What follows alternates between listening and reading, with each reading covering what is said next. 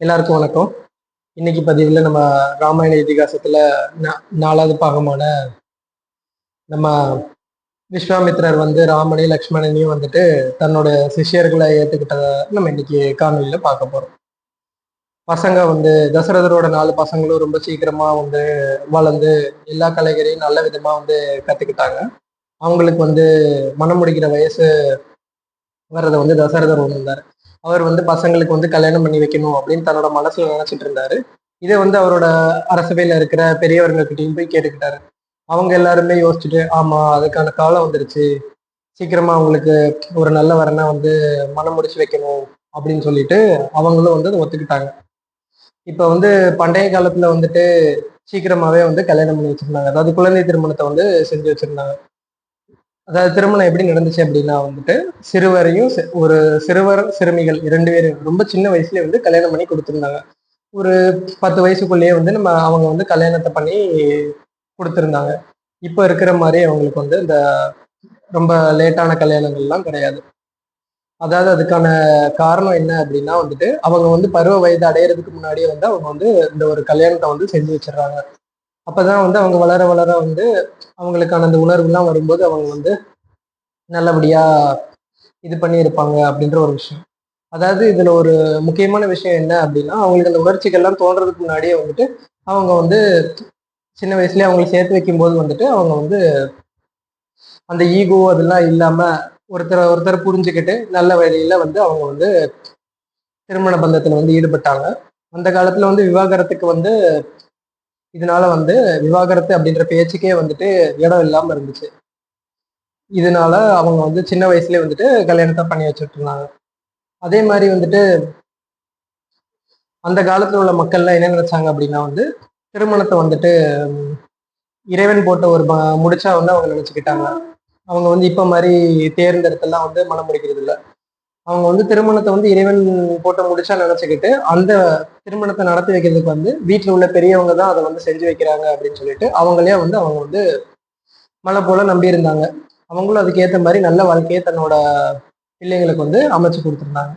அதே மாதிரி இந்த காலத்துல இருக்கிற அண்ணன் தம்பி பாசம், அண்ணன் தம்பிக்குள்ள இருக்கிற பிரச்சனைகள்லாம் அப்ப இல்லை.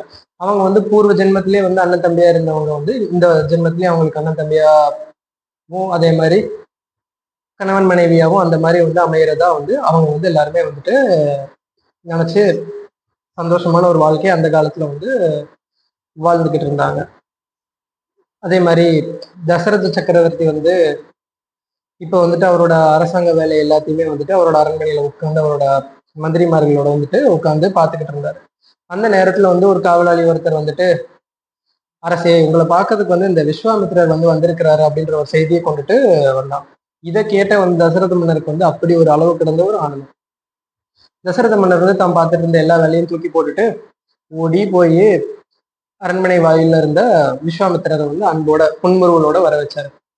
வாங்க பெரிய மகரிஷி, அதாவது பெரிய மகரிஷியான விஸ்வாமித்திரரை அவர் இவ்வளவு பெரிய மகரிஷி தன்னோட அரண்மனைக்கு வந்திருக்கிறது பெரிய பாக்கியமா நினைச்சிட்டு போய் விஸ்வாமித்திரரை ரொம்ப அன்பா வரவேற்று உள்ள கூட்டிட்டு அவரோட அரசவையில அவரோட அரியாசனத்துல உட்கார வச்சுட்டு அவரோட காலுக்கெல்லாம் பாத பூஜை எல்லாம் பண்ணி அவர் கொடுக்க வேண்டிய மரியாதையை அவர் கொடுத்தாரு.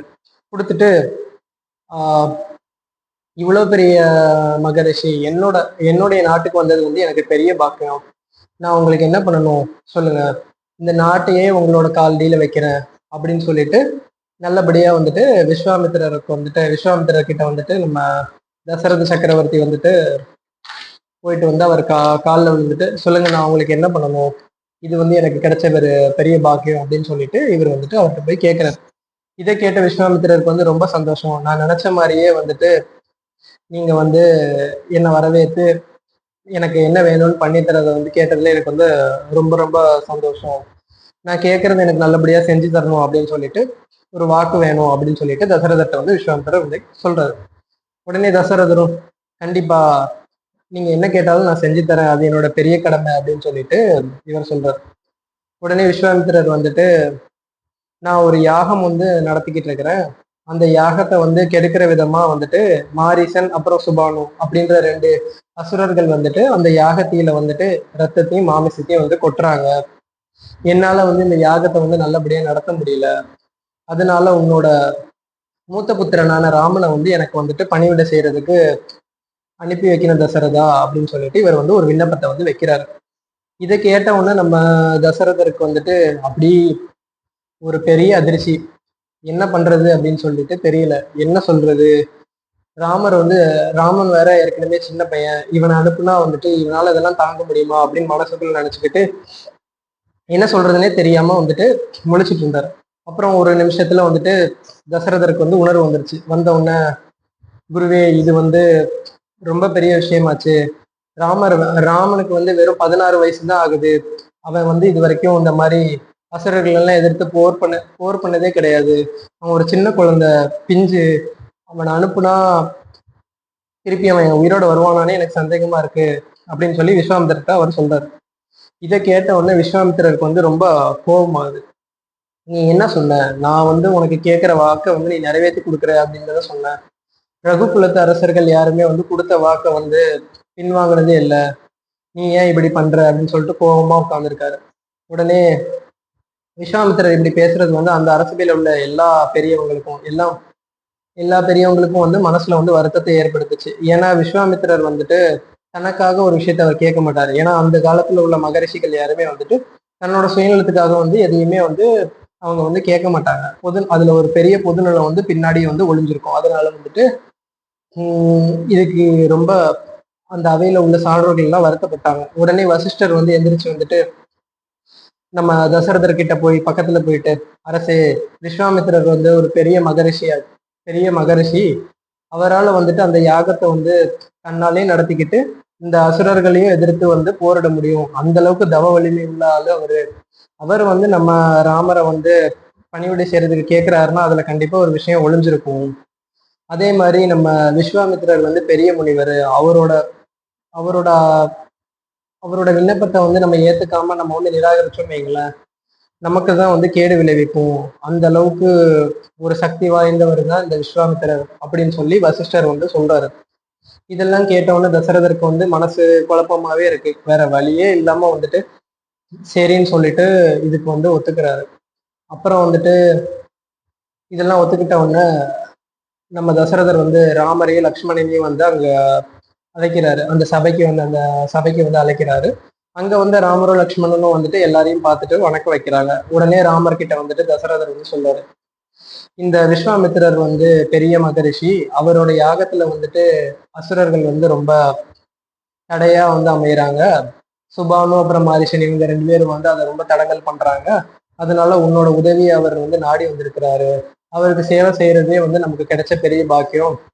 அதனால நீயும் லக்ஷ்மணனும் போய் அவர் சொல்றத வந்து செஞ்சு கொடுத்துரு அப்படின்னு சொல்லிட்டு ராமர்கிட்ட சொல்றாரு, லக்ஷ்மண்ட்டையும் சொல்றாரு. இதை கேட்ட உடனே அவங்க வந்துட்டு அப்பா பேச்சுக்கு மறுக்காத புத்திரர்களாச்சு. சரிப்பா, உங்க சொல்படியே ஆகட்டும் அப்படின்னு சொல்லிட்டு அப்பாவுக்கு வணக்கம் வச்சுட்டு சபையில இருக்கிற எல்லாருக்கும் வந்து வணக்கம் வச்சுட்டு அமைதி அங்க நிக்கிறாங்க.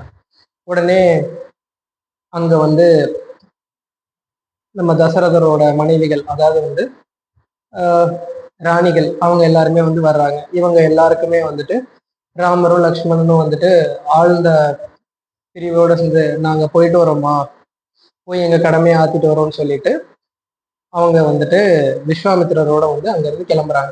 இப்ப இதை பார்த்துட்டு அங்க இருக்கிற ஊர் மக்கள் வந்துட்டு விஸ்வாமித்திரர் வந்ததை வந்து நினைச்சு பூரிப்பாவும் பார்த்துட்டு இருந்தாங்க. ஆனா அவர் வந்து ராமரையும் லக்ஷ்மணனையும் கூட்டு போறதை பார்த்துட்டு அவங்களுக்கு வந்து மனசு வந்து ரொம்ப பதப்பதப்பா இருக்கு. அவங்களுக்கு என்ன நடக்குது அப்படின்றதே வந்து புரியல. அவங்க அப்படி பார்த்துட்டு இருக்காங்க ரொம்ப அதிர்ச்சியோட. நம்ம வந்துட்டு காரணம் இல்லாம எந்த விஷயமுமே வந்துட்டு நடக்காது. விஸ்வாமித்திரரால வந்து தனியாவே இந்த 2 அசுரரையும் அடிச்சு விரட்ட முடியும். ஆனா அவர் வந்து அதை பண்ணல. ஏன்னா ராமர் வந்து மனுஷ பிறவியா வந்து பிறப்பெடுத்ததே வந்து ராவணனை வந்து கொல்றதுக்கு தான். அதனால அந்த கடமையை வந்து அவர் செய்யணும் அப்படின்னா வந்து அவருக்கு வந்து உலகத்துல வந்து பயிற்சி தேவை. அதுக்காக தான் வந்து விஸ்வாமித்திரர் வந்து அந்த காரணத்துக்காக தான் வந்துட்டு ராமரை வந்து அவர் கூட வந்து கூட்டிட்டு போவார். அதே மாதிரி விஸ்வாமித்திரர் ஒன்றும் சாதாரணமான ஆளு கிடையாது. அஸ்திர கலைகள்ல இருந்து எல்லா போர்க்கலைகளும் நிறைய வந்து தேர்ச்சி பெற்ற ஒரு ஆளு. அவர் வந்து சும்மா அவர் வந்து இந்த மண்ணுலகை விட்டு வெளியே போகும்போது வந்து இதை வந்துட்டு அப்படியே கொண்டுட்டு போக முடியாது. இந்த கலைகள் எல்லாத்தையும் எடுத்து அதுக்கான ஒரு சிறந்த ஒரு பாத்திரத்துக்கிட்ட வந்து ஒப்படைச்சிட்டு போகணும். அதுக்காக தான் அவர் வந்து ராமரை வந்து தன்னோட சிஷியனா வந்து தேர்ந்தெடுத்தார். இப்ப இவ்வளோ அதனாலதான் இப்போ வந்து இந்த மாதிரி இவரை வந்து சிஷ்யரா தேர்ந்தெடுத்து தன்னோட வந்து அழைச்சிட்டு போறாரு. ராமரையும் லக்ஷ்மணனையும் வந்துட்டு விஸ்வாமித்திரர் தன்னோட சீடா வந்து ஏத்துக்கிட்டு மனசால ஏத்துக்கிட்டு அவங்கள வந்து கூட்டிட்டு போறாரு. அவங்க நடந்து கொஞ்சம் தூரம் வராங்க. சரை நதிக்கரை ஓரமா வந்து அவங்க நடந்து வந்துட்டு இருந்தாங்க. அவங்க நடந்து வந்துட்டு இருக்கும்போது அந்த நைட்டு வந்து அவங்க அங்க ஓய்வெடுக்க போறாங்க, இருட்டிருச்சு. இப்போ வந்துட்டு ராமருக்கும் லக்ஷ்மணனுக்கும் வந்துட்டு விஸ்வாமித்திரர் சொல்லி கொடுத்த முதல் பாடம் என்ன அப்படின்னா, பலம் அதிபலம் அப்படின்னு சொல்லிட்டு ரெண்டு மந்திரங்களை வந்து அவங்க கற்றுக்கிருந்தாங்க. ஒண்ணு வந்து சாப்பாடை வந்துட்டு பசி எடுக்காம இருக்கும், இன்னொன்னு வந்து தாகம் எடுக்காம இருக்கும். அதுக்காக அவர் வந்து இந்த ரெண்டு மந்திரத்தை வந்து ராமருக்கும் லக்ஷ்மணனுக்கும் சொல்லி கொடுத்தாங்க. இதுதான் அவங்களுக்கு வந்து கிடைச்ச முதல் பாடம். நம்ம வந்து இனி அடுத்தடுத்து என்ன நடக்குது அப்படின்றத வந்து நம்ம வரும் தொடர்களில் வந்து காணணும். இதே மாதிரி நான் வரிசையா வீடியோஸ் வந்து அப்லோட் பண்ணிட்டே இருப்பேன். அதனால தயவு செஞ்சு என் சேனலை வந்து லைக் பண்ணுங்க, சப்ஸ்கிரைப் பண்ணுங்க. நன்றி, வணக்கம்.